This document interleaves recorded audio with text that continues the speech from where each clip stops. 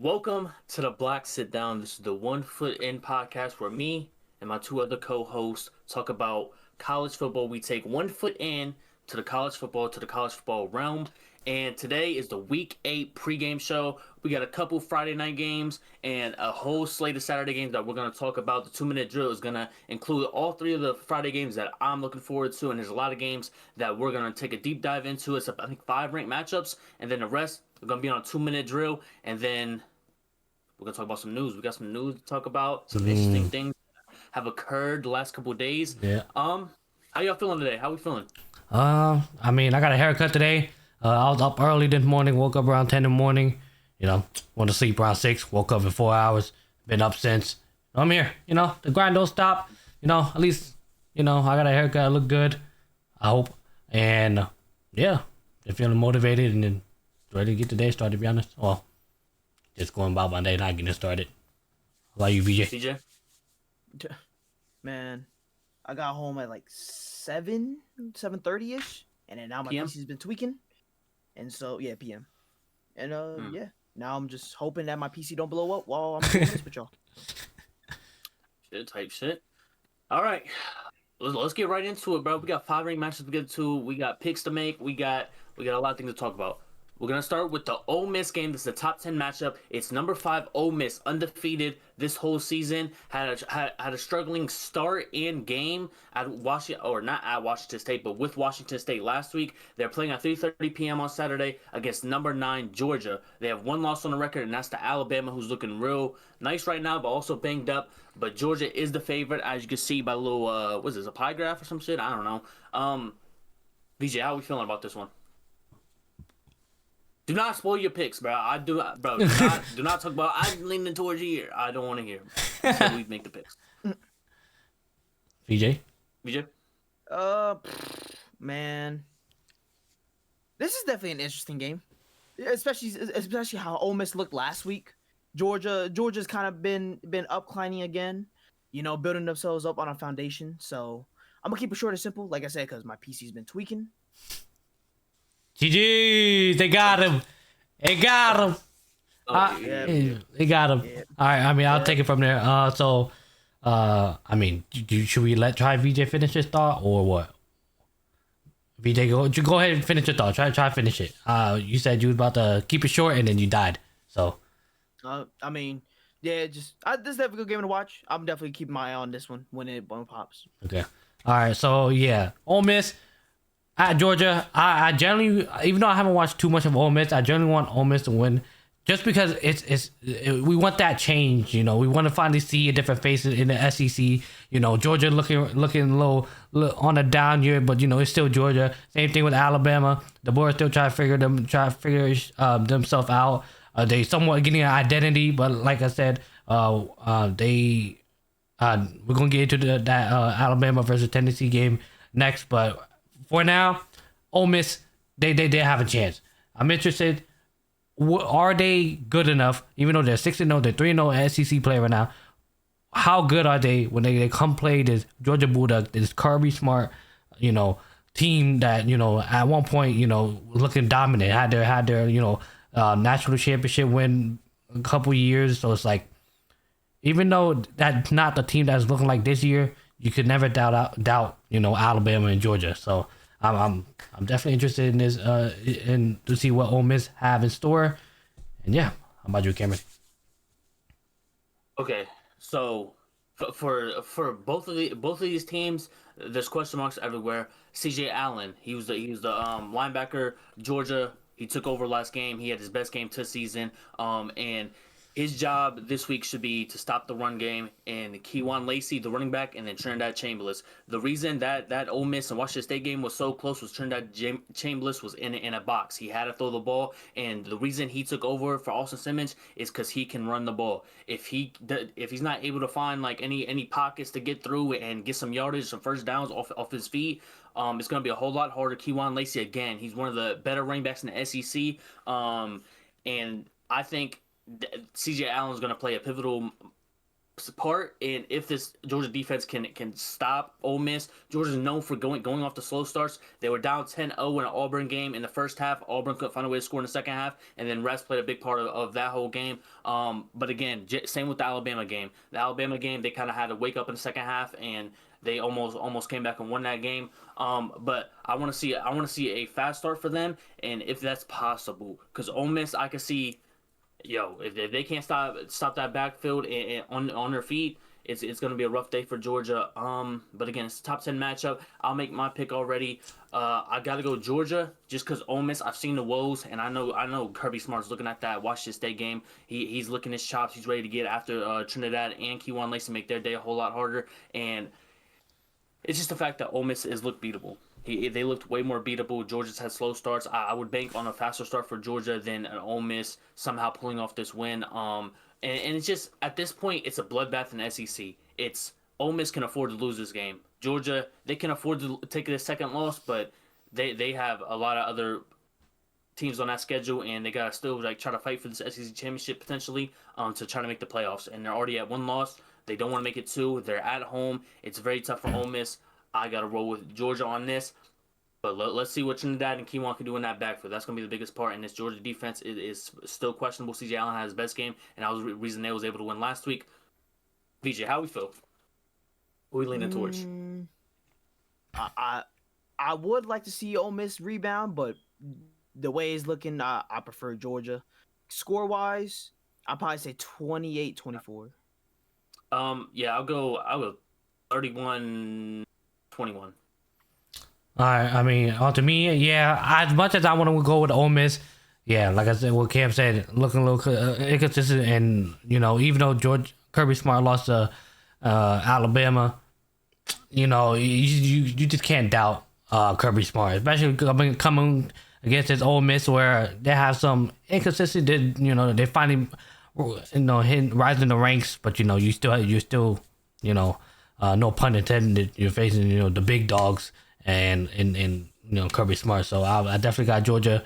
I got Georgia winning. Let's see. I think it'll be a hopefully it's not a close game in the favor of Georgia, obviously, but because I want to see this one side is just to show Ole Miss hey, we get it. You look good this season, but it's still Georgia over here. We still doing our thing. With that being said, I got it. I got 34 Georgia, and I got 20 Ole Miss.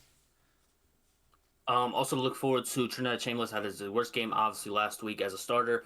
He should be able to rebound from that. But yeah, it's gonna be very interesting to see what he can do against that Georgia defense. That's looks like they've been struggling at times. But you can't doubt Lane Kiffin. Lane Kiffin's best win this season is LSU though, so that's another how good is LSU? Yeah. We're gonna get into them later though. Moving on, we got another SEC matchup, almost a top 10 matchup, but Tennessee is ranked 11th. They're 5-1. That loss being to of course Georgia. And they're gonna be at Tuscaloosa. Yep. At a night game. Number 6 Alabama is hosting this game. Their only loss is the first week of the season, and they've hit strides ever since. And they're now up to 5-1, top 6 in the country. But you got a Jam Miller questionable scratch. You don't know how hurt or if he's going to be able to play because of the concussion last week. And then you got Ryan Williams. We still don't know what is going on with him, how banged up as he is. He looked pretty banged up last week because he didn't catch a ball, but he was out there. So let's see who's going to be able to step up. It should be Jeremy Bernard. They didn't need him last week to go crazy to win, but this week again they're going to have somebody step up because I don't think I don't know if either of them are going to play. Both of them are going to play. One of them is going to play. I don't know. VJ, what are we feeling? How are we feeling? This is definitely a fun one. Now, if we're going off feeling, it's hard to go against Bama right now. They're on a roll. They're doing a thing. They're literally roll tide. They're literally doing a thing. They're on a roll. A lot of momentum coming their way. Tennessee, they're still solid. They're still in there, but it's just Bama's been catching so much momentum, especially after that Georgia win. I feel like that's where they really took off.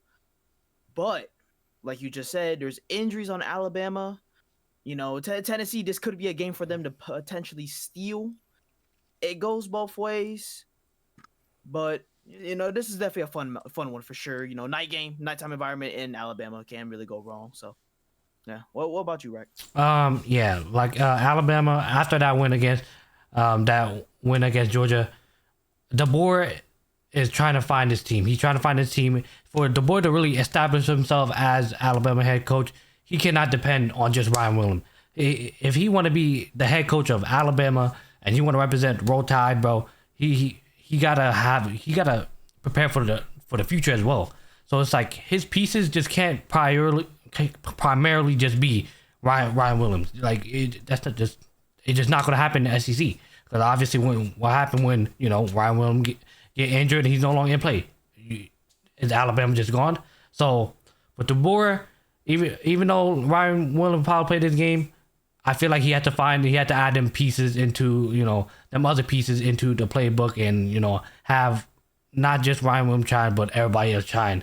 And even though Tennessee almost upset at Georgia, like I said, VJ said Alabama having this uprise team, and I think they're going to keep rolling with it, especially at nighttime in Alabama.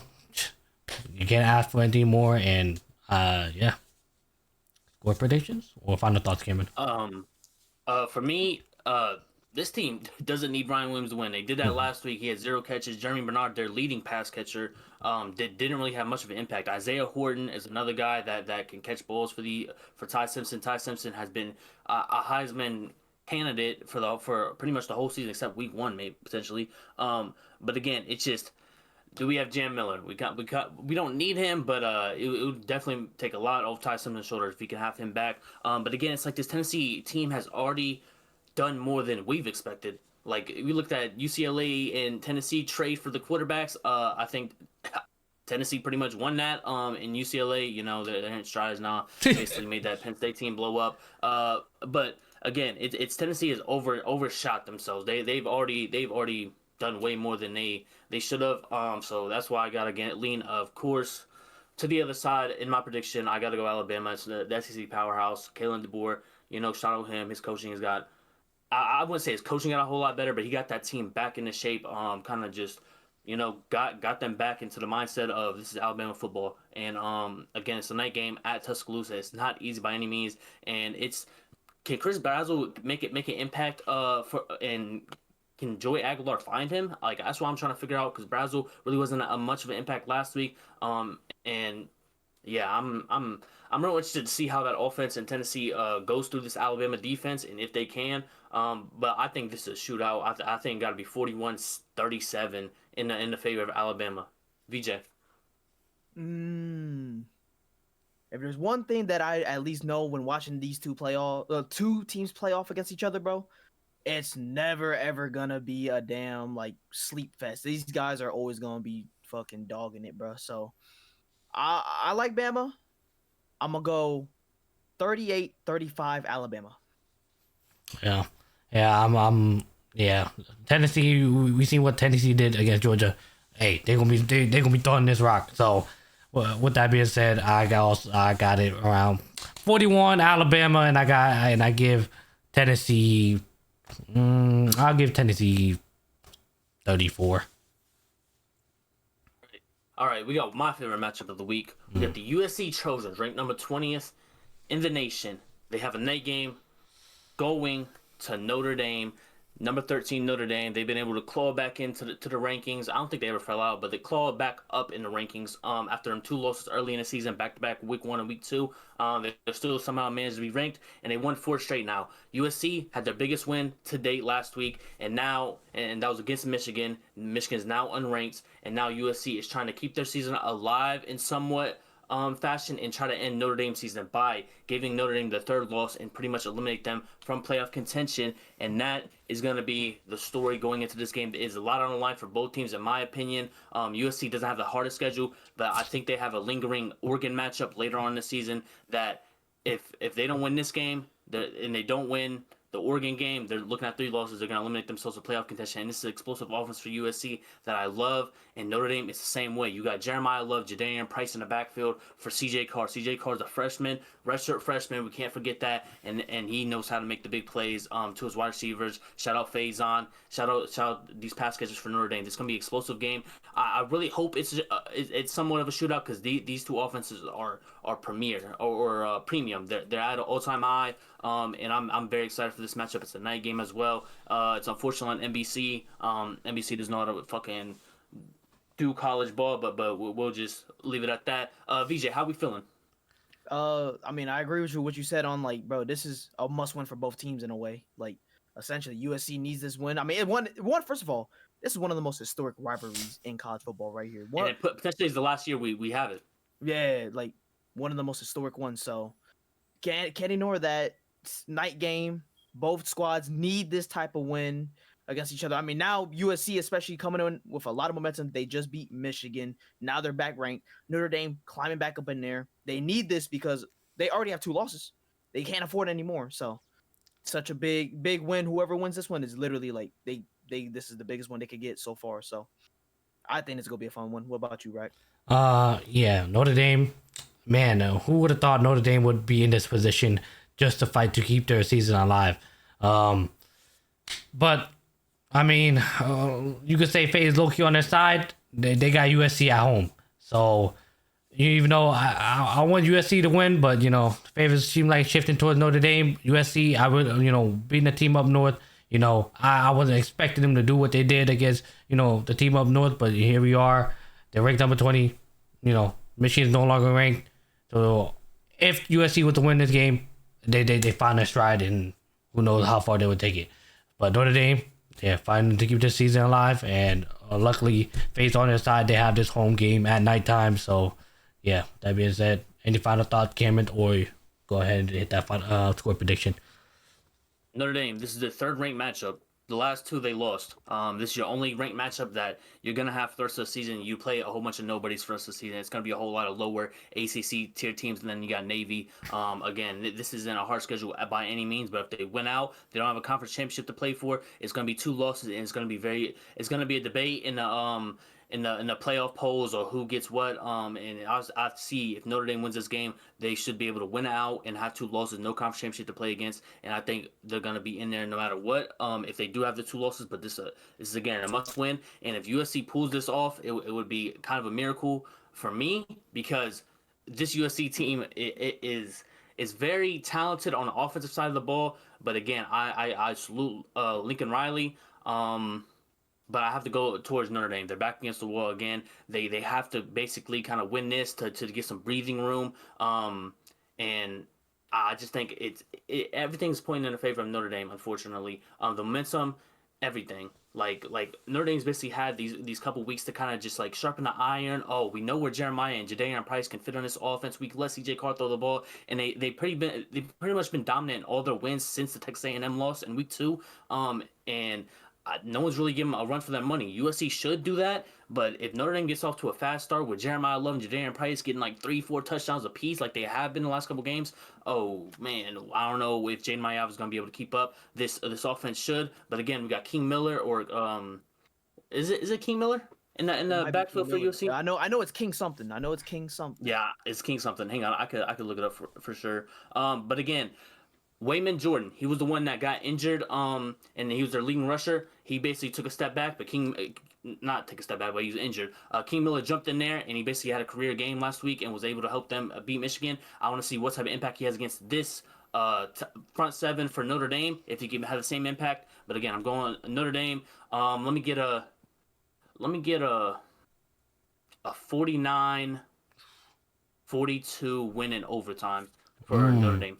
Wow. VJ, I want to see the offense come alive, bro. I would love it, bro. That is a game right there. If that were to score, bro, that is a game. Probably not gonna happen.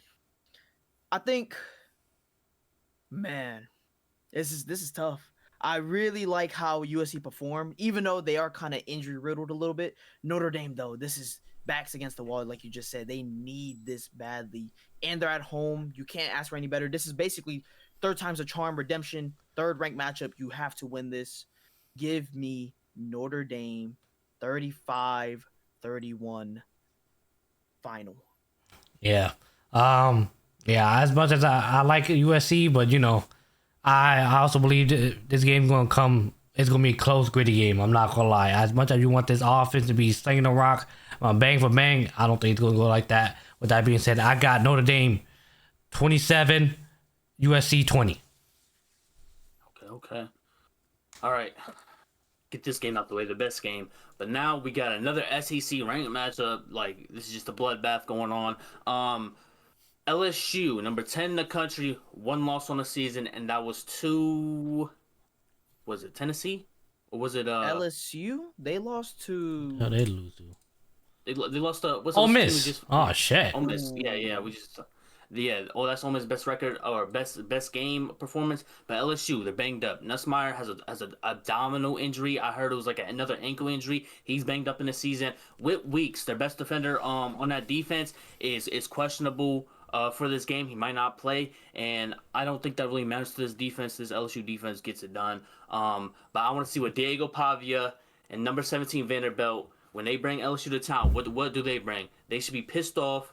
A lot of people wasn't favoring them in the Alabama game. They lost at home, and now it's time for Diego Pavia to put on a clinic in Nashville and give Nussmeier and LSU Tigers another loss. Can they do it? I don't know. They're favored in this game, and that's just what I think the problem is with the AP poll. They look at Vanderbilt as the favorites. VJ, how do we feel about that?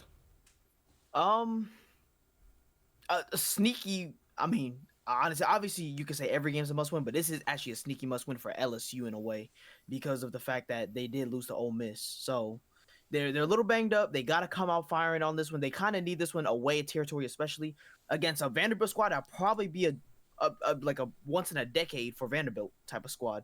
Mm-hmm. Now, I don't think Vanderbilt having this type of squad, maybe unless they pull some, head coaches. I don't know, just sneaking that in a little bit, but. I mean, overall though, I like to see Vanderbilt, with Diego Pavia and his high-powered, energy and offense. Him going through, he definitely wants to run that back. LSU definitely needs one, so this is definitely gonna be a fun one. Of course, like I always say, it's always gonna be a fun one, man. I love college football. I love watching these like high premier ranked matchups in a way. It's fun to me. So that's how I see it. What about you, Rack? Yeah. Vanderbilt. They been looking consistent. Obviously, I'm pretty sure they come off a loss, right? Yeah, they come off a loss against Alabama, and Alabama just hitting that stride. It sucks to be Vanderbilt in that position, but don't doubt Vanderbilt at all, obviously. But LSU started off hot and high, beating at the time number 4 Clemson early in the week, but then LSU showing that inconsistent offense. That's the most questionable part about this whole thing. Will LSU offense be able to put points up against a consistent Vanderbilt team? So yeah, that's my big question. That's my big star on LSU. Will you be able to put up points? And then with that being said, you're also away against Vanderbilt, and Vanderbilt obviously come off that loss against Alabama that they so badly wanted because they was looking undefeated. Could have been bowl eligible, beating that Alabama being 6-0, going against LSU and just riding that high. But obviously now having that salty little taste, losing to Alabama. Now they're like, all right, well, we're not just some shitty team in the SEC. So it look like LSU, you're gonna have to get this belt. So yeah, how about you, Cameron? Final thoughts? Score prediction. All right, again, Nussmeier, how healthy can he be? He's getting his best pass catcher in Aaron Anderson back. They didn't have him against South Carolina. That's kind of why it was, I think, a little close. Also, it's Lawrence Sellers and fucking company. He has no one else to throw to. But again, LSU doesn't really. Do they have a marquee win on the season? Clemson, they're not ranked no more. They were number 4 at the start of the year. We kind of see them fizzle out. Florida, we seen them fizzle out. Maybe it's due to LSU beating them. And again, last week, South Carolina. Is they a good football team? No, it's just Lawrence Sellers, in my opinion. And their biggest win that they could have had was Ole Miss, and they lost to them at Ole Miss. Again, this is one of the matchups that you kind of need to build that resume for LSU because eventually you got to face Alabama again, you got to face Texas A&M, and you got to face Oklahoma. This is one of them ones, the stepping stones. You kind of need this win if you want to have a chance at the playoffs because you got you got greater opponents down the line. But with that being said, I don't have LSU winning. I think Vanderbilt gets the upset. But I think Vanderbilt's a pissed off team. They're underrated. I think they should feel that. And this is Diego Pavia's last year. They should be able to just go out with a bang. And this LSU team is very beatable. Again, if Whitweeks doesn't play, does the defense miss a mark? No, but they're not. They take like a half step back, bro. It's not the Whitweeks isn't everything for this defense. But again, Vanderbilt should be able to. I see a new football team, bro. I think they had a bye week last week. So whatever they need to revise and fix, they should be able to do that. And now LSU, again, they're very banged up. Especially Nussmeier. I really want to see what I can get out of him. And again, I don't know how to bet on this offense that I haven't seen not much of, and the only time I've really seen them was in week 1 against a Clemson team that I thought was good. I don't know what they are now, but again, I'm rolling with Vanderbilt. I got a 27-24 win in Nashville. Diego Pavia gets his first top 10 win, or not his first, but for the season at least. VJ, what are you rolling? Oh, I mean, LSU, they know if LSU's smart, they know the back's on a wall, and they have to get this one badly. So I'm going Vanderbilt on this one. All the way. My! So you copying me now? You copying me now? I'm going Vanderbilt all the way on this one. Crazy. I love Diego Pavia. I love his story right now. He got the higher steam and momentum, bro. And he might as well go all out. But I actually see it a lot more favorable for Vanderbilt. I have it 35-21. Yeah. Keep mine simple and sweet. I got LSU, sorry. I got LSU scoring 17, but I got Vanderbilt winning by. What? Yeah, I got Vanderbilt winning. Bro, can y'all be different, bro? Okay. So LSU 17, Vanderbilt 28. Okay. Yeah. Again, that offense goes off to a slow start for Nussmeier and the LSU Tigers. Vanderbilt gonna take advantage of that. Mm-hmm. Finally, our last ranked matchup. We got the Holy War. We got number 23 Utah at number 15 BYU Cougars, and this is a lot closer than I thought when I look over at that pie chart, bro. 49.1% in favor of Utah, 50.9% in favor of BYU. BYU is unproven at this point. They have a freshman quarterback in Bear Bachmeier. He's looked good at times, but he's looked like a freshman on other times. But again, Dampier, he got it done with his legs last week. I would assume BYU tries to limit that as much as they can, because him throwing the long pass or plus 20 yards is not possible, bro. I'm continuing to say that because he has to throw his whole body to make a 15-yard pass. It's insane. But again, the leading rusher is Dampier, and they have running backs. They have running backs, but Dampier is the leading rusher on that team and the leading passer, obviously. But again, this BYU offense is scary at times. They're able to keep it close, but LJ Martin, I'm a big fan of LJ Martin. That's their running back. He's able to help Bear Bachmeier, and a lot of times get him out of situations, the short yardage situations, and make the explosive plays when needed. And that's where I think they should lean towards. But this Utah offensive line should give Dampier enough time, and that offensive line is one of the reasons Dampier can run around the pocket and run around and get some rushing yards, because it's so good. But again, it's a ranked matchup. I'm very excited for this game. It's going to be at 8 o'clock. I was expecting like 11 o'clock to start time because we have BYU. I was expecting to catch this after the other ranked matchup games, but it's going to be all at the same time. It's going to be hard to keep up with. I don't know how we're all going to do it, but I know I'm going to be watching the highlights at the very least. VJ, how are we feeling about this? Underrated matchup for sure. I mean, this potentially could be the Big 12. Well, whoever wins this goes to the Big 12 championship. Potentially. So that's how I see it.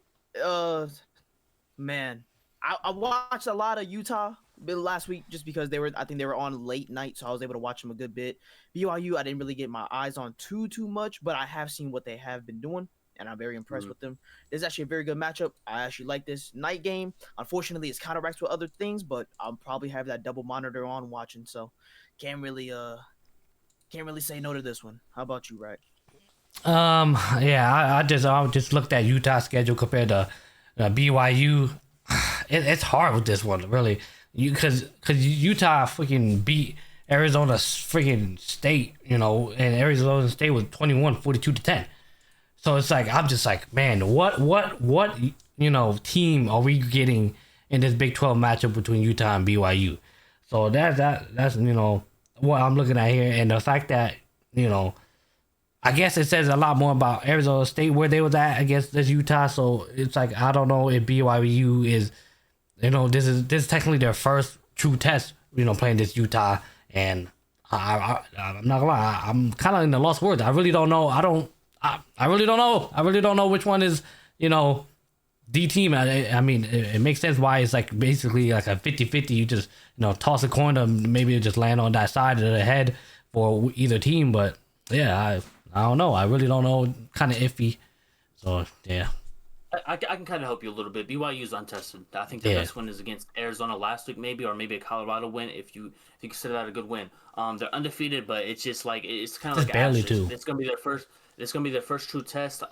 In Utah, for example, that they lost to Texas Tech in a ranked matchup earlier this season, but Texas Tech is gonna be the one in the Big 12 championship that's gonna be watching this game, and they should be paying attention because this could potentially be their Big 12 matchup. Not to look too far ahead in the season if you're Texas Tech, but again, Utah it should be that second team in the Big 12. And this game on Saturday is gonna really test them to see if they are, because again, BYU's undefeated and ranked above them, but Utah is the better team in my opinion, and that's why I gotta lean towards Utah.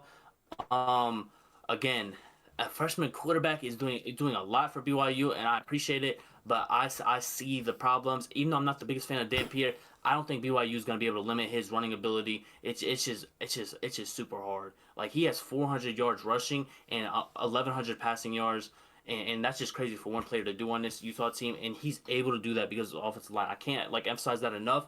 But again, this is supposed to be the second place matchup in the Big 12 championship, and you see what Texas Tech did, and they basically did that with a backup quarterback to Utah. So that just shows like the levels to this.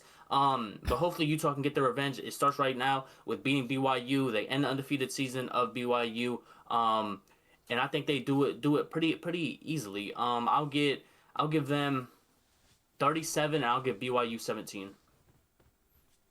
VJ. Hey, that's a very solid score. Uh, I'll keep it square about it. Like I said it how I said it. I've watched Utah a decent bit because I've seen them a lot, but I haven't watched too much BYU in game wise. So I can only go off what I've seen, and I'm more confident it's Utah squad for sure. I'd probably say though like 31-14.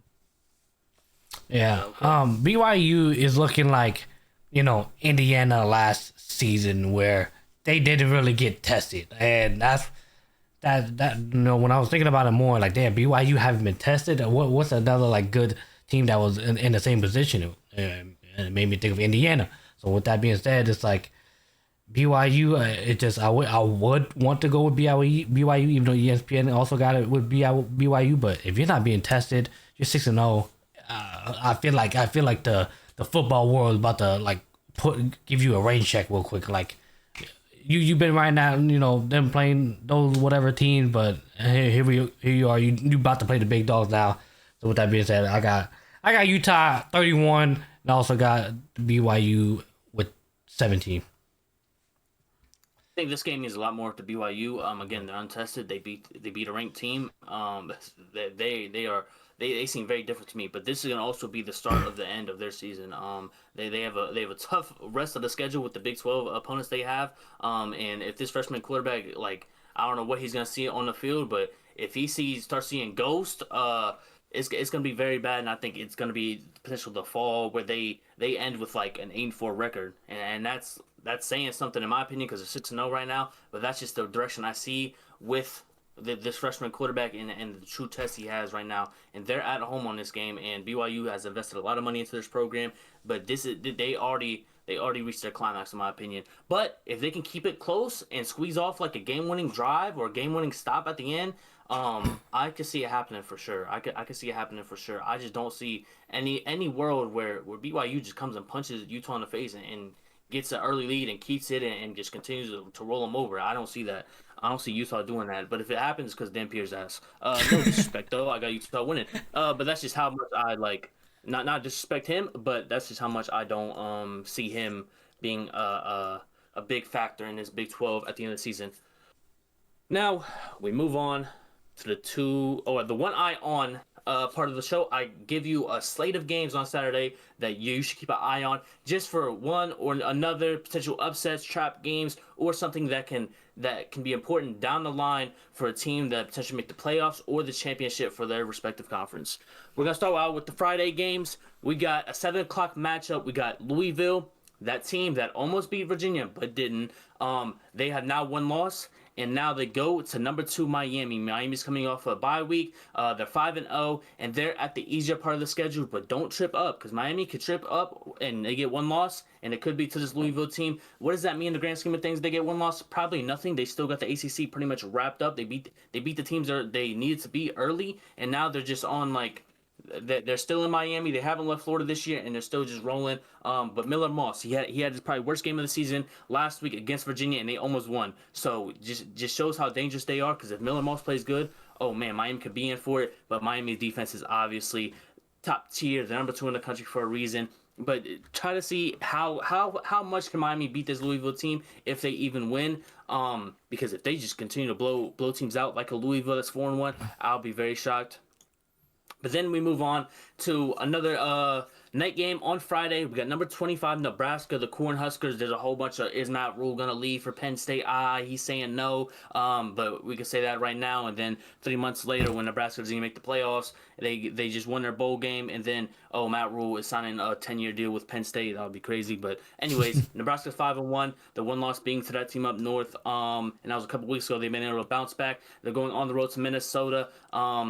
But I really want to see how much does Dylan Raiola kind of bounce back. He had a 3-interception game last week, and I really want him to take care of business in Minnesota. Minnesota's 4-2. They're not the worst, but they just lost to that number 1 team in the country. So I chalked that up as an asterisk. They were never going to win that game. So maybe it's 4-1 Minnesota versus 5-1 Nebraska. But again, I'll just keep my eye on this, because if Nebraska can win these type of games, it just shows how much good are they? What tier are they in the Big Ten?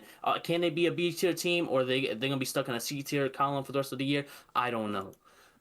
Another Friday night game. We got, this is just a fun one in my opinion. We got Bill Belichick, Gio Lopez going on the road to Cal. Cal has a freshman quarterback in Sagapatelli. He's looked very good this season, but again, he had a couple games where it's very questionable. He's looked like a freshman at times, but again, UNC's to 2-3. They're 0-1 ACC action. I think they're coming off a bye week. I don't know what we're gonna get out of this, but we're just gonna get probably not good football, but good storylines coming out this game. Hopefully, we got number 12 Georgia Tech going to the Duke Blue Devils. Duke and Georgia Tech are both 3-0 in ACC play. Duke has had 2 losses early in the season to Illinois and Tulane, and since then I think they wrapped together 3 wins, and now they're 4-2. And Georgia Tech 6-0. I feel like that loss for Georgia Tech is imminent. Maybe it's this game. Darian Mensis protected football, 2 interceptions with 15 touchdowns. He's been able to sling the rock. I think he's top 5 in passing yards. If he's not, he's somewhere around there. Haynes King, again, is this whole focal point of this offense. Is going to be able to put up 300 yards on the scrimmage, or 400 yards like he usually does and takes over games. I feel like that loss is imminent, and you see Duke is favored in this game. So it would be very interesting to see if Duke could pull up the upset. And Georgia's been very quiet. They got their couple wins, and now it's kind of like, rack up these good wins in the ACC, and you're fighting for the championship, the ACC championship, and you should be able to get a playoff spot if you're able to just keep closing out these games like you have been. But again, look to see if Georgia struggles early, Georgia Tech struggles early, and Duke takes advantage of that, and maybe potentially put a lot of weight on Darian Mensis' shoulders late in the game to try to squeak out that win and see what he can do with that pressure on him. We got a very key Big Ten matchup. We got Washington Huskies versus the Michigan Wolverines. Michigan is coming off a loss at USC. Washington, their only loss being number 1, Ohio State. I think it's an asterisk next to this. I don't know how they're not ranked. I don't know what Washington has done to the AP poll to make them hated so much. I don't know. But if Damon Williams has 400, 500 scrimmage yards like he did last week, it's going to be a bad day for this Michigan defense. Again, Justice Haynes, he's basically the focal point of this offense. McCulley is their leading receiver at this point, but the pass game is pretty much an afterthought for this offense for Michigan. But again, this Washington offense is very different. They could potentially put up a lot of numbers on Michigan, but can Michigan keep up? Is Underwood really going to be able to make strides in his progression as a freshman quarterback? I don't know. I don't know how Michigan is favored by this much. Maybe I'm not seeing something. Maybe they don't think Washington could come to the big house and shut them out, or at least beat them. But yeah, it's gonna be very interesting. It's a noon game. It's again, what's this beer team, Big Ten teams looking like? And this is one of the matchups that you got to keep an eye on if you're in the Big Ten. Arizona at Houston. Arizona lost to BYU last week. I feel like they were right there. They were close. Fafita's made strides in his career. I think he's a junior. He's looking to go on the road and beat Houston. It's going to be very tough. Wegman is a great quarterback. And this is, again, a Big 12 matchup where you're looking at, what can these two teams prove to maybe get an upset later down the line. This is one of the B-tier matchups for the Big 12, and Houston only has one loss on the season. So if Arizona State can grab that, can get that win somehow, it's going to be looking very different for Houston and their chances to make the Big 12 championship. But again, Arizona State, they have 2 losses, 2 in the Big 12. It's looking like an afterthought for them to play in the Big 12 championship. But again, they're talented enough to keep up with this Houston team, and we're going to see if they can on Saturday. We got another Big 12 matchup. We got the Baylor Bears, 2 losses against the 2-loss TCU team. TCU is coming off a terrible loss to Colorado. Colorado finally closed out a game, was able to get the upset. But Sawyer Robinson versus Josh Hoover. You see the passing yard numbers, 1,900 versus 2,000. They both got to be top 5 in the nation with their passing yards. But these two offenses should go head-to-head. We see what we get out of the defense, but I think this should be a shootout, if anything. See where the mistakes come in for these quarterbacks. Again, these are 2 quarterbacks that are they're veterans. And TCU is favored, which I understand, but Baylor's not a bad football team by any means. They had a couple early losses. And they were like 2-0 at one point, undefeated, maybe 3-0. But yeah, these last couple weeks haven't helped them. But again, this is a Big 12 matchup. We want to see how both of these formerly ranked teams can go up against each other. Oklahoma trying to bounce back from that loss from the Red River rivalry. They get to do it against Lenore Sellers, not South Carolina, because Lenore Sellers is the only one on this team. At times, it's insane. Faison on the running back. He had a great game last week. I want to see that continue. And on the other side, for the running back side, Oklahoma, Blaylock, Jaden Ott's the transfer.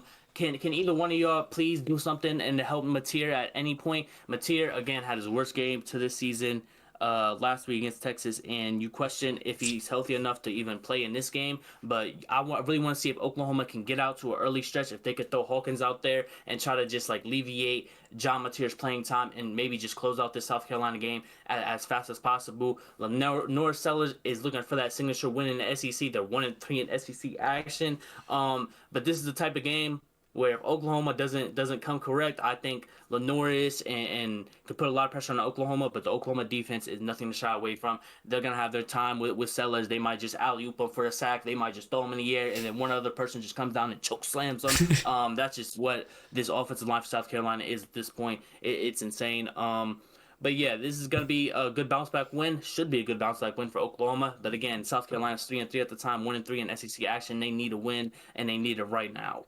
And Lenore Sellers looking like he potentially goes to the draft this year, but he hasn't looked that good. He's actually regressed in a lot of people's opinions this year. And he could be back for his senior year if possible. And we're talking about that in week 8, so I don't know if it's going to happen, but it could. West Virginia versus UCF. This is no super clean game. West Virginia's trash pretty much. And UCF is trying not to lose 4 games in a row. 4 games is kind of crazy for this UCF team that started out undefeated. They're 0-3 in Big 12 play.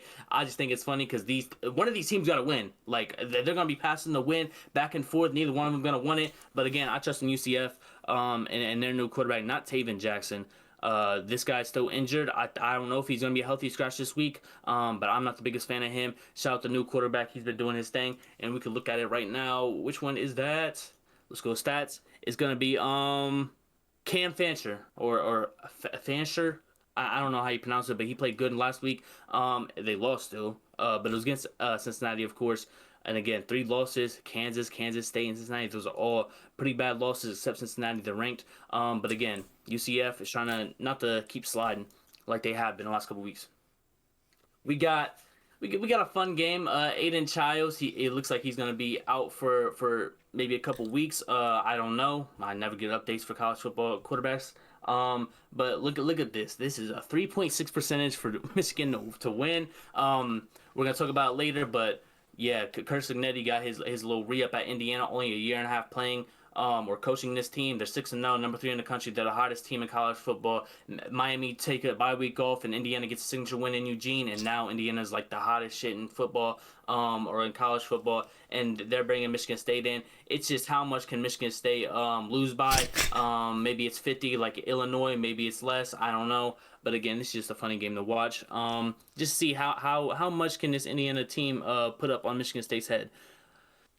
We got another interesting matchup, in my opinion. We got Texas A&M on the road to Arkansas. Arkansas, they fired their head coach a couple of weeks ago, but Taylor Green's a veteran quarterback at that. Marcel Reed and this offense is going, and they're going pretty fast. But you don't want to slip up if you Texas A&M. You got some key games down the line that you need to win. But it starts with this Arkansas win. They have their interim head coach that's trying to keep his job. But it's gonna be very interesting to see how close Arkansas can stay with Texas A&M. I'm just highlighting it because there's potential here. I see it because it's at Arkansas. And again, Marcel Reed has made a couple mistakes in a couple of key games, and if it's a close game, I think it could cost them potentially. But again, Taylor Green, he's a senior quarterback. He should be able to at least make it close and somewhat. Like this, like I'm a big fan of interim head coaches. After when interim head coach gets in what's it called?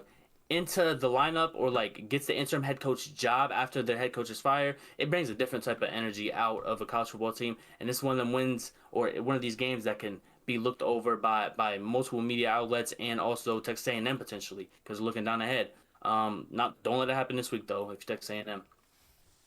SMU versus Clemson. Every week I just highlight the Clemson games because they could potentially lose every week now, bro. But they've made strides. Klubnik's potentially questionable in this game. I think it was a leg injury or something like that in the last game. He had to come out, and potentially he doesn't play in this game. It would be very interesting because Kevin Jennings, he can lead this team. And it's funny that it's 36 to 63% in favor of Clemson. Though it's gonna be at Clemson, Death Valley, Happy Valley. I don't know which one we're gonna get. Both teams are ass though, whatever valley you go to. And it's looking very happy to go to Clemson here.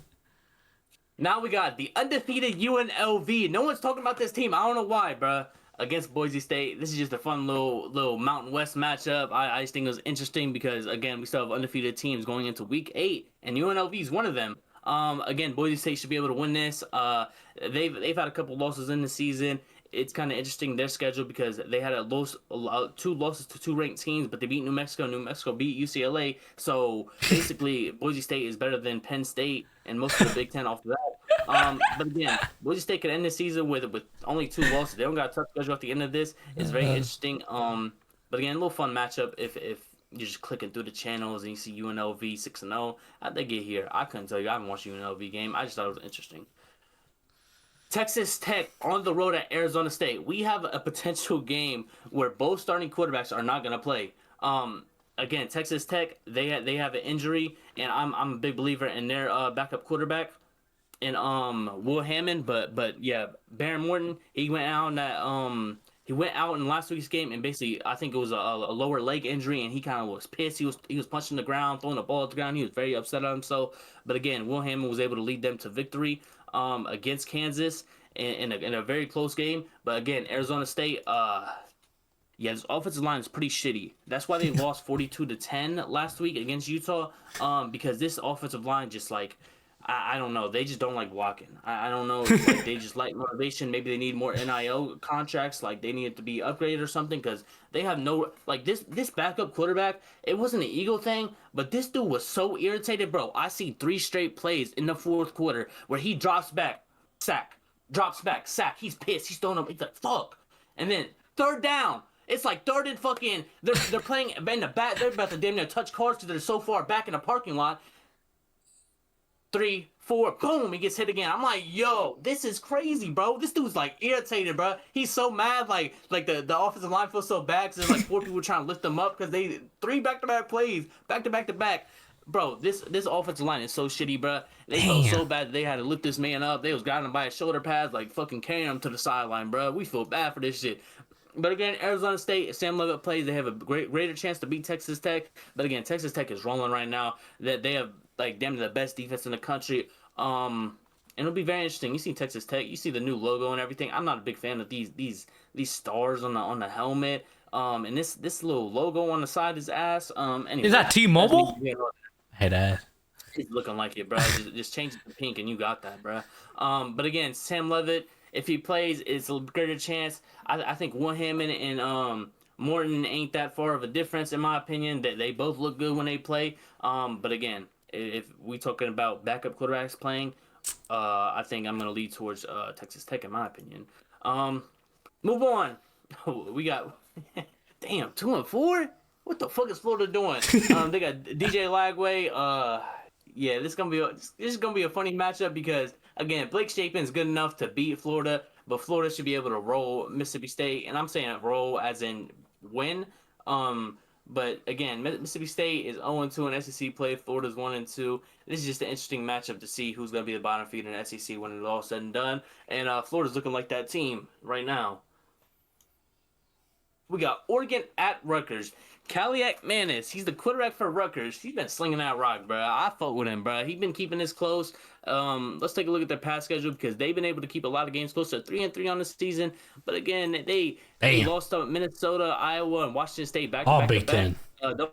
Don't look at this Washington game because Damon Williams basically took over and had 400, 500 yards on the scrimmage yards. But again, they kept it in between 10 points against Iowa and then almost beat Minnesota. I just think this Rutgers team is low-key underrated. They're 0-3 in Big Ten play.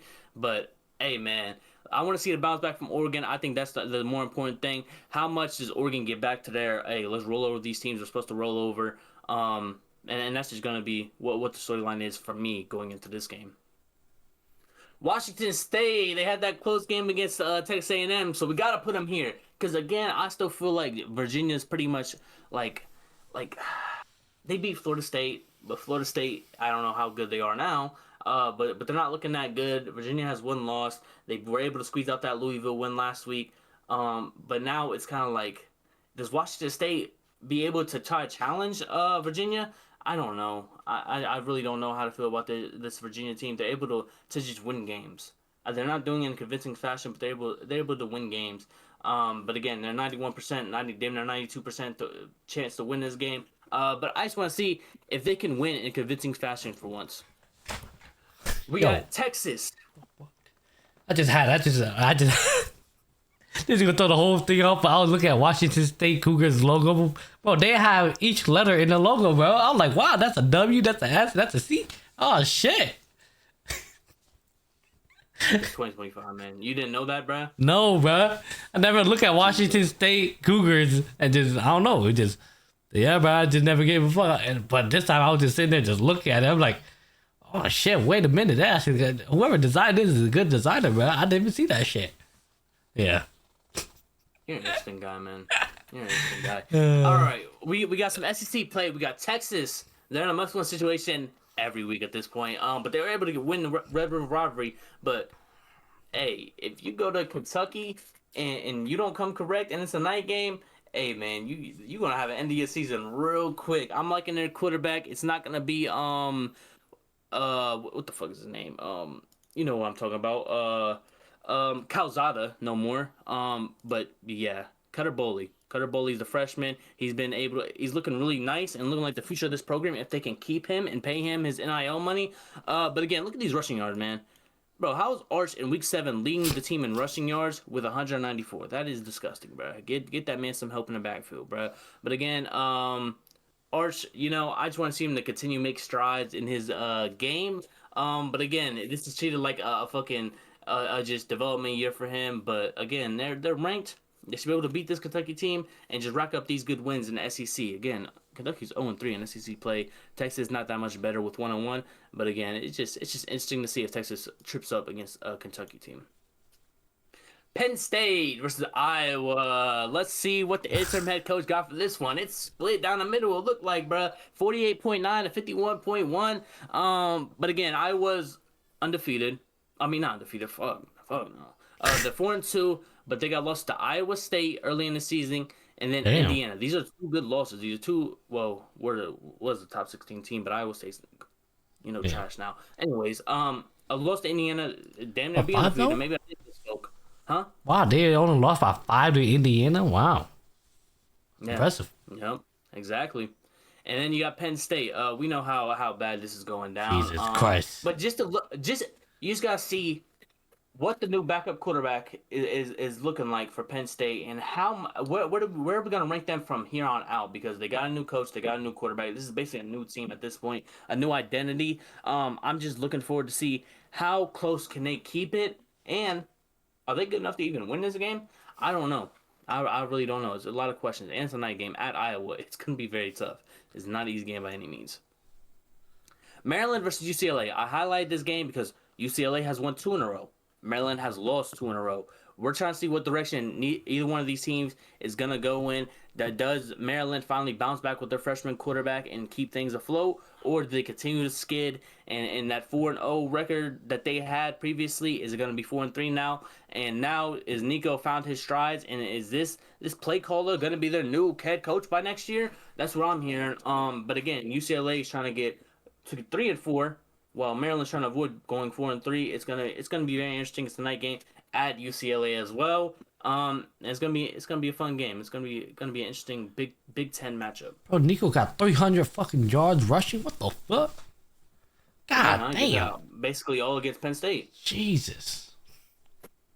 We got Pittsburgh 4-2 on the year with their freshman quarterback going to Syracuse. Syracuse lost their quarterback at the Clemson win. They sacrificed his body for the Clemson win, and they really haven't looked good since. I'm pretty sure. Yeah, they lost both games after that. We talk about how scary that Duke team could potentially be. They beat Clemson. Syracuse beat Clemson, then got blown out by Duke. But now they were able to get, I'm pretty sure, a bye week, and now they're at Pitt. Or not at Pitt, but they're at their own stadium at a night game. And let's see what this freshman quarterback for Pitt can do against Angeli. Isn't that, or is this a senior? No, this is a junior. This is their quarterback, Angeli. Let's see what he can do, and hopefully Syracuse doesn't continue to slide. But Pittsburgh is trying to make strides to go forward, and they beat Florida State last week, man. So now they got a pretty not an easy schedule by any means, but the first couple games they should be able to rack up some wins and then face this dominant lineup at the end. It's going to be very interesting. But let's see if Pitt can do it and that freshman quarterback can hold up. Missouri at Auburn. I highlighted this game because Auburn, Hugh Freeze is now in the hot seat for a lot of fans and for a lot of media outlets. They're saying, "Hey, Hugh Freeze could be out of here. He promised, hey." He's like the James Franklin. I have a great staff. I should be going for the college football playoffs. So there's no reason I shouldn't be. Well, buddy, you're 0-3 in SEC play, 3-3 on the season, and Jackson Arnold doesn't look like to be that guy at Auburn. But again, Missouri is trying to bounce back at Auburn. They that loss against Alabama, the very close loss. Ahmad Hardy's trying to get back started, and now we're gonna see two offenses that I want to see Cam Coleman more involved in. I want to see Ahmad Hardy get his footing back, and it's gonna be Jackson Arnold versus Bo Prabula. It's gonna be very interesting. I want to see what that Missouri defense can do against Auburn, because again, Jackson Arnold faced against Oklahoma. They had 10 sacks, and then I think it was the next game that they had like 6 sacks on him or something like that. Texas A&M, and yeah, these are all like good losses. But again, Hugh Freeze, if he doesn't make this close and Auburn just comes out the gate and blows them out, I don't see why Hugh Freeze should have a job by that Arkansas game. I don't know, because these games, these last 4 games, these next 4 games after Missouri should all be winnable. And I'm talking about Vanderbilt as well. It should be winnable for Hugh Freeze and that Auburn team. They're talented enough to beat that Vanderbilt team. So if they can't beat Missouri and at least make it close, it's going to be very interesting how Auburn moves forward. And again, this coaching carousel is going to get... Bro, we know Billy Napier is going to be damn near out of Florida before the end of the season or after the end of the season. And Hugh Freeze is looking like he's going to be out of Auburn. That's 3 SEC teams that's not going to have a team, including Arkansas, that already fired their head coach. It's going to be very interesting this offseason where these head coaches go. And if Matt Rule can stick to his, hey, I'm going to stay here at Nebraska, I want to be here. We'll see, buddy. We'll see, because these premium jobs is opening up. Final game. Again, Florida State, they're 0-3 in ACC competition. They're going at Stanford. I haven't watched Stanford game this year. I'm gonna watch this one just to see how ass is Florida State. They should be able to win this game pretty convincingly. Stanford fired their head coach. They got a $50 million donation coming through to get their football program back in the full swing. But again, Florida State's on a 3-game losing streak. Tommy Castellano, Tommy C, was supposed to be a Heisman contender after week 1. Has looked nothing like that. Deuce Robinson. If we go to his stats, let me see what he did last week. Yeah, he had was it 10 yards for 2 receptions? This is not gonna get it done, bro. Tommy need to get this man the ball. Deuce Robinson needs the ball. He's the best on the team, pass catching. So treat him like it, bro. Give him the fucking ball. Again, it's a night game. This is probably gonna flip in the time slot somewhere. And yeah, that's all I got for the one eye on part of the program. And now we move on to the news. Slicks brought this up. He wanted to talk about this. Intriguing James Franklin contract twist could influence next job after $49 million Penn State split. What this basically means was there's something in James Franklin contract. His loyalty towards Penn State is going to come into full effect after he has been fired. In the contract, Penn State basically said James Franklin has to make a good effort like play to try to get another job, whether that's in media, whether that's in head coaching, anywhere. And whatever his salary is at that next job, if it's $500K to $1 million, James Franklin's gonna get paid $8 million. It's just how much is Penn State gonna pay? Is Penn State gonna pay $7 million because he's getting paid $1 million at his new job? It's kind of something like that. Again, it's gonna be very interesting if James Franklin, he's gonna take off this year. He's not gonna be able to find a job this year. But it's gonna be if a job opens up at a Virginia Tech, at a Arkansas, at a UCLA, and they offer him the job and he doesn't want to take it. Is Penn State going to be like, oh, this looks like a good job? Are they going to argue with James Franklin about it? But I think James Franklin's going to have to keep Penn State updated a little bit on what's going on and his head coaching ability. But if he can't find a job that makes sense for him and the money isn't right or the job opportunity doesn't seem right, he doesn't have to take it at any means. It's just Penn State's going to have to like try to waste more money and take him to court and say, hey, we think you should have took the UCLA job because they offered you this amount of money and they have a good. You just didn't want to take it because you want us to pay for you for letting you go and firing you. I don't see that in James Franklin's repertoire. I don't see him that in his character to be like, oh, I want Penn State to pay me $8 million. He's getting paid $8 million regardless, bro. He probably wants to coach again. He has 2 kids that he also wants to be in their life, maybe a little bit more. But again, he was supposed to be at Penn State until 2032 or some shit like that, like a very long time. So I don't think this fork in the road that happened is gonna stop him from getting a job next year. Maybe it does. I don't know. But I just thought it was very interesting because now he's gonna have to see. We're just gonna have to see if Penn State is gonna pay the whole $8 million. And in my opinion, no team is gonna pay him $8 million off rip. And I don't think he might get like 50% of that and they have to be very desperate to do that in my opinion. But yeah, it's gonna be very interesting to see what James Franklin's next head coaching gig is gonna be, or if he even head coaches. He could go into media.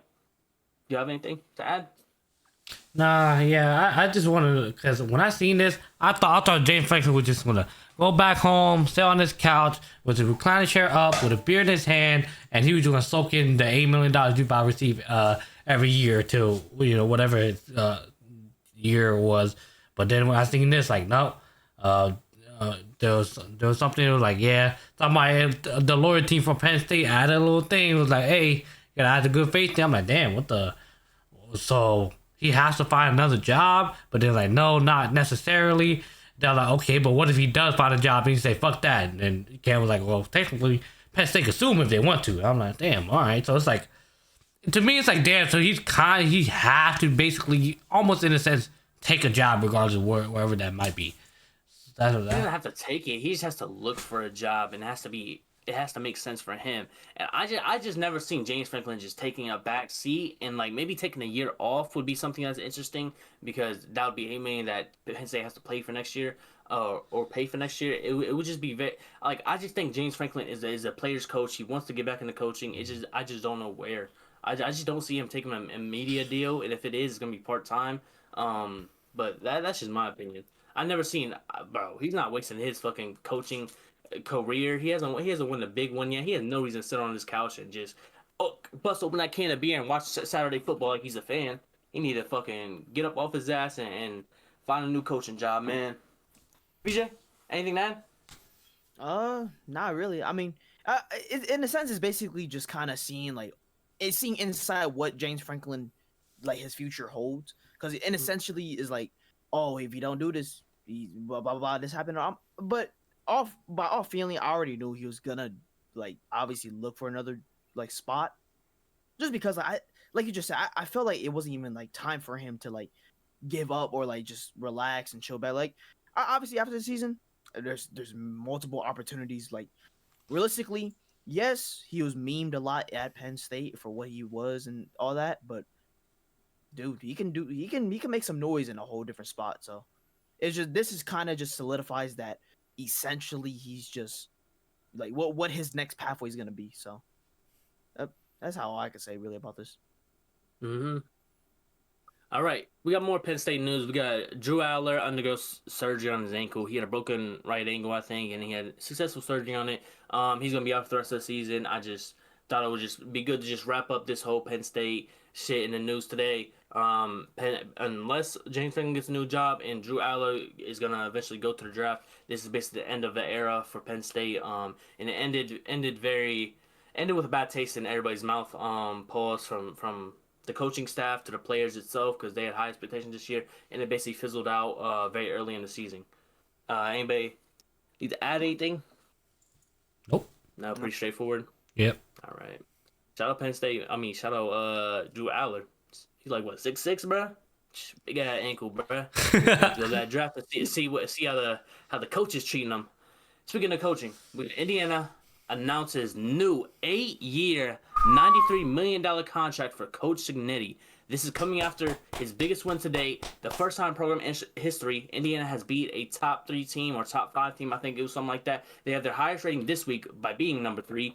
And Cignetti has basically went from a James Madison University where he thought he would retire, and in a year and a half's time, he basically just re-upped with Indiana and changed around this whole football program and has basically just locked in a deal, I think, to 2020 or 2033? That's insane. How do we feel about this? Honestly, well deserved to be honest. In my opinion, like like I said, at my time being an Ohio State fan, I've never, not I wouldn't say never. There never could have been like a point in time, but a little younger me probably won't remember. But I at least from what I can remember when I was young, I don't really hear shit from Indiana. So hearing this, and obviously the last few years, mainly last year when he just randomly arrived on scene, all of a sudden Indiana's that team. Indiana is a must-beat team all of a sudden, and then I'm like, who the fuck? It's fucking Indiana still, bro. They played Ohio State, got slapped up. I'm like, exactly, still Indiana. But then come this year, he's proven a point on why he's deserving of this $93 million and 8-year contract. So like I said, well deserved on Cignetti, and honestly, making the Big Ten look stronger. That's all. So, how about you, VJ? Ooh, I mean, obviously, for Cignetti, 100%, like you just said, deserved. He definitely changed. He changed Indiana for the right reason. I mean, he did it. It's really impressive that he did it in a short span rather than like, oh no, it was like a process type of like. No, he came in, got him 10 wins, playoffs. Obviously, they didn't do well in the playoffs. But to even say that the fact that Indiana was in the college football playoffs is something you would like randomly not hear. Yeah. So good ups for Cignetti. I mean, great deal for him. But this also adds an insight for the Penn State coaching job. Now you could cross him out. Obviously, there was rumors that of Cignetti, possibly, blah blah blah, going to Penn State. Cross that shit out. No more. Now it kind of like makes that circle a little lower on who is Penn State gonna get for the future. So definitely want to keep my eye on that. Obviously, that's towards the end of the season type of talk, but it definitely makes a good way for the rest of college football, at least the rest of this season for it. So Also, congratulations, Cignetti. Yeah. I also have one more thing. Honestly, I want to know how he basically turned his Indiana like football team like completely upside down. Like did he bring players with him? Like what was it? Yeah. What really? He did. Cause like literally, it's like I was just brought his staff with him. Brought his staff, okay. From James Madison, yeah. He brought a good amount of staff. I believe they said around. Yeah, I think he said like around 8 or 9 like James Madison players transferred to Indiana to also like basically, and they were like the veteran type of players, not like obviously just random Yeah. freshmen. Like Yeah. they were the main players at James Madison. They transferred Okay. over, and then obviously that first year, which was last year, they did solid. They Yeah. showed out. This year, he basically did the same thing. He attacked the portal super heavy, and Yeah. this is where he's at right now. So Is Signetti? Would you say Signetti is more of an offensive minded coach, or Yeah. what? Yeah. Okay. yeah, Okay. yeah. Okay. The whole premise of last week's game against Oregon was Dan Lanning's a defensive minded coach, and then Kirk Cignetti's an offensive minded coach. So when they're on an Alabama staff together, that was kind of like Nick Saban was like, these guys are two polar opposites when it comes to game plan. Yeah. And you see, won the game. Damn. Okay. Man, that's all I got. Okay, for me,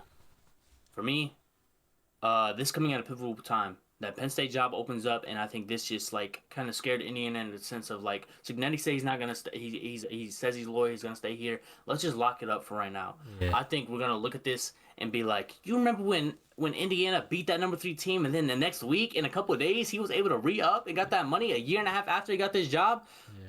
We're gonna be talking about that until 2033.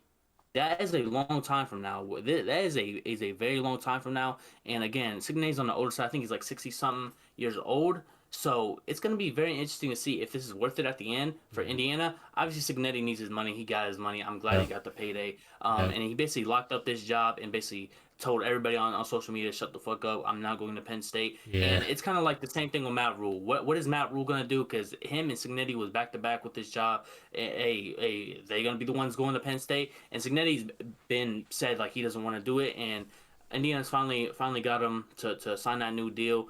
It's $11 million a year. That's a lot of money for Cignetti in a short period of time. He's obviously turned around this whole program, made football in Indiana at the Hoosiers like actual relevant again. But this man, fucking James Franklin, just got a $50 million buyout.